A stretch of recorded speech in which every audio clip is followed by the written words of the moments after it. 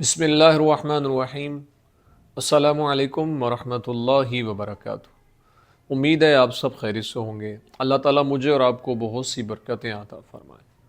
آج کی ویڈیو کا عنوان اس حوالے سے ہے کہ خواب کے اندر خود کو بھوکا دیکھنا یا پھر کوئی چیز کھانا پیٹ بھر کر، اس کی کیا تعبیرات ہیں، بزرگ اس کے بارے میں کیا فرماتے ہیں۔ اگر آپ اس کی تعبیر جاننا چاہتے ہیں تو ہماری ویڈیو کو اینڈ تک ضرور دیکھے گا۔ خواب کے اندر اگر کوئی انسان یہ دیکھتا ہے کہ وہ بھوکا ہے اور اس کے پاس کوئی چیز کھانے کے لیے نہیں ہے، تو اس بات کی طرف اشارہ ہے کہ دنیا کے مال میں اس کا لالچ جو ہے، وہ حرص جو ہے وہ کم ہوگا۔ یعنی اچھا خواب ہے، خواب دیکھنے والے کو پریشان نہیں ہونا چاہیے۔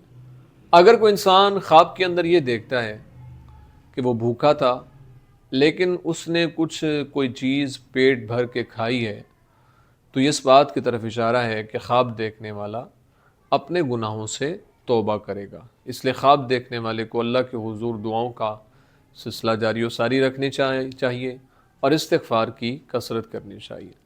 اگر کوئی انسان یہ دیکھتا ہے کہ اس نے جو کھانا کھایا ہے وہ مزیدار تھا، شیریں تھا، میٹھا تھا، تو یہ توبہ پر ثابت قدم رہنے کی طرف اشارہ ہے۔ یعنی یہ خواب دیکھنا اچھا ہے، کوئی پریشانی والا خواب نہیں ہے، اس لیے اللہ کے حضور دعاؤں کا سلسلہ جاری و ساری رکھنا چاہیے۔